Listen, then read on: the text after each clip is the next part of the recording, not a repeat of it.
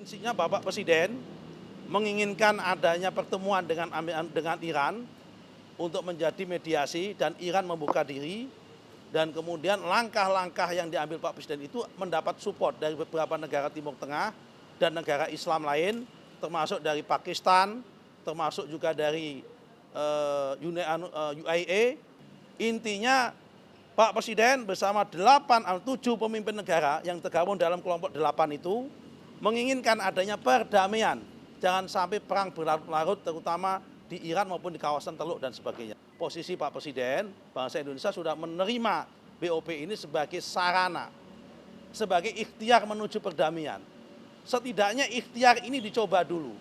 Jangan sampai ikhtiar dan usahanya belum dilakukan, sudah diminta untuk keluar terlebih dahulu. Pemirsa, pemerintah memproyeksikan pertumbuhan ekonomi kuartal 1 2026 bisa mencapai 5,5% hingga 5,6%. Pertumbuhan ekonomi pada kuartal pertama tahun ini akan ditopang penyaluran tunjangan hari raya untuk ASN serta bonus hari raya untuk ojek online.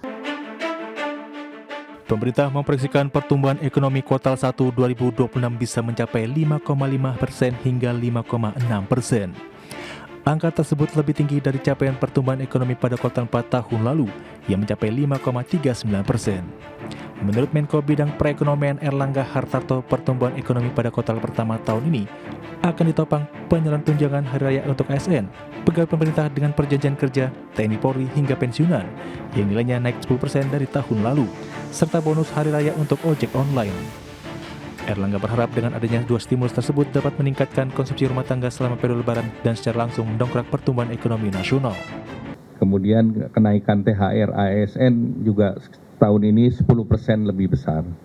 Sehingga tentunya kami berharap pertumbuhan ekonomi di kuartal pertama ini akan lebih tinggi dibandingkan Q4 yang lalu. Jadi kita mentargetkan antara 5,5 sampai 5,6. Seperti diketahui, pemerintah telah mengalokasikan anggaran sebesar Rp55 triliun untuk tunjangan hari raya ASN pegawai pemerintah dengan perjanjian kerja, TNI Polri hingga pensiunan. Nilai tersebut naik 10% dari anggaran tahun lalu yang mencapai Rp49 triliun. Sementara itu, bonus hari raya untuk tahun ini yang mencapai Rp220 miliar juga naik 50% dibandingkan tahun lalu, sekitar Rp110 miliar. Dari Jakarta, Tim Liputan IDX.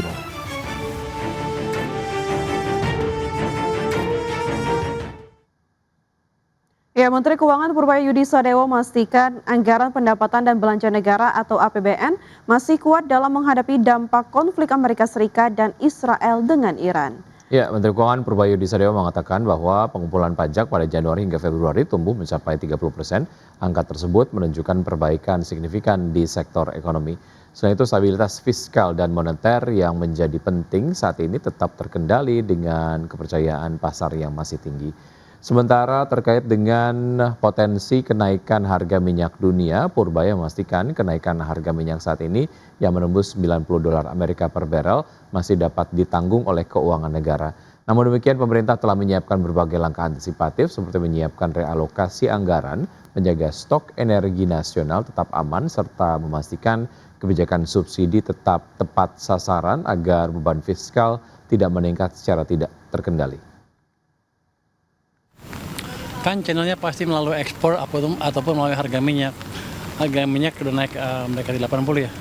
Kita udah hitung sampai 92 pun kita masih bisa kendalikan anggarannya, jadi nggak ada masalah. Berarti tidak ada kekhawatiran dari Anda, Pak? Enggak, kita bisa adjust, kita bisa atur. Tapi langkah antisipasi yang disiapkan ada nggak? Iya. Oh, kalau impor makin parah kan harganya mahal ya. Kan akan menaikkan defisit. Ya, kita pastikan aja pertama tax collection kita, pengumpulan pajak kita sama cukai nggak ada yang bocor, itu udah mengurangi tekanan ke defisit.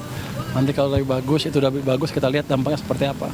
Baru kita hitung langkah-langkah yang perlu kita lakukan. Ya, sementara itu Kamar Dagang dan Industri Indonesia memastikan keberlangsungan ekonomi di sektor dunia usaha tetap terjaga dan berkelanjutan. Pasalnya, menurut Ketua Umum Kamar Dagang dan Industri Indonesia atau Kadin, Anindya Bakri, kondisi global sedang bergejolak dapat mempengaruhi produktivitas industri segala sektor. Untuk itu, Kadin berharap pemerintah dan dunia usaha swasta terus melakukan akselerasi pertumbuhan di semua sektor potensi perekonomian nasional, termasuk terus memperkuat daya saing industri dan memperluas akses lapangan pekerjaan baru. Ketua Umum Kadin ini optimis bahwa Indonesia bisa melewati tantangan geopolitik dan geoekonomi akibat perang Amerika Serikat Israel terhadap Iran yang langsung berdampak terhadap lonjakan harga minyak dunia. Dari dunia usaha tentunya kami kompak sesama dunia usaha untuk menenangkan para konstituen kita untuk bisa menjaga tentunya lapangan kerja, itu yang paling penting.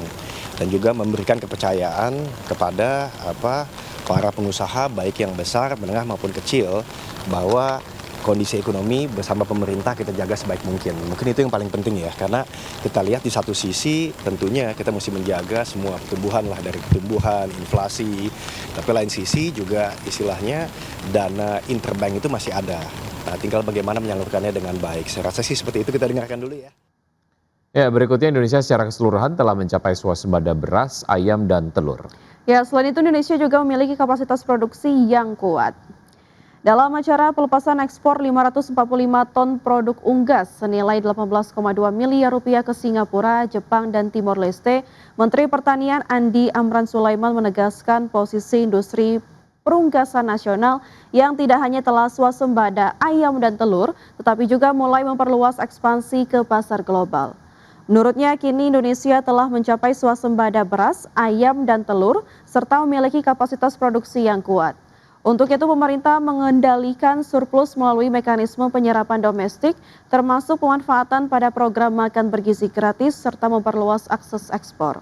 Langkah ini dilakukan agar keseimbangan pasokan dan harga tetap terjaga, di mana capaian ekspor produk unggas sebanyak 545 ton dengan nilai 18,2 miliar rupiah tersebut diharapkan menjadi bagian dari akselerasi ekspor komoditas peternakan yang selama ini dinilai memiliki daya saing tinggi. Sekarang ini kita sudah swasembada telur, ayam, beras, dan seterusnya.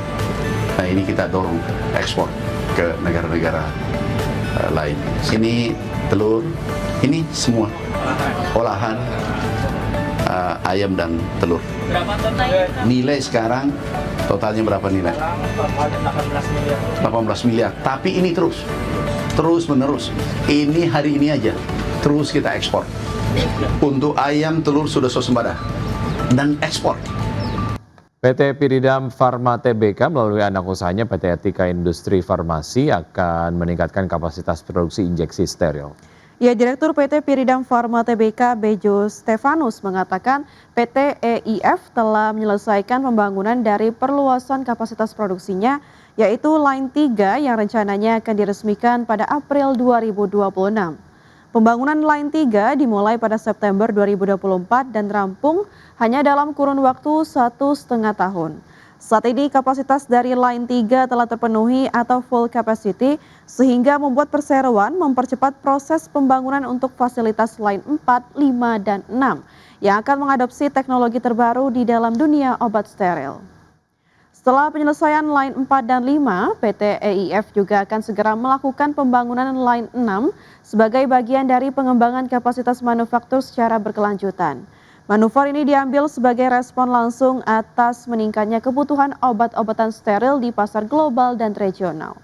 Adapun berdasarkan berbagai laporan industri, pasar steril injectable global diproyeksikan terus tumbuh signifikan dengan nilai pasar yang mencapai sekitar 4,9 miliar dolar Amerika Serikat pada 2026.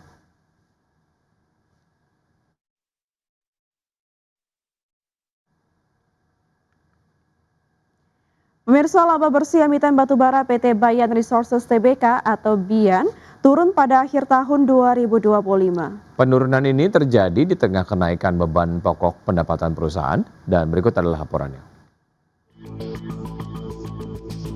PT Bayan Resources Tbk mencatatkan penurunan kinerja keuangan sepanjang tahun 2025.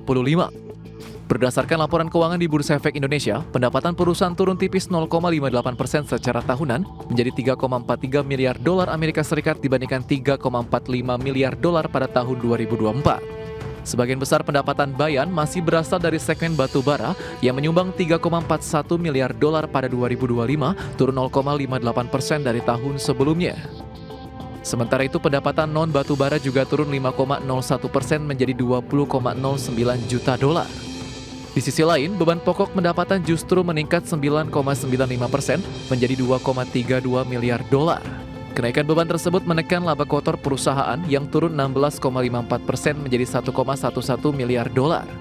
Akibatnya laba bersih yang dapat diatribusikan kepada pemilik entitas induk turun 16,77% menjadi 767,92 juta dolar pada 2025 dibandingkan 922,64 juta dolar pada 2024.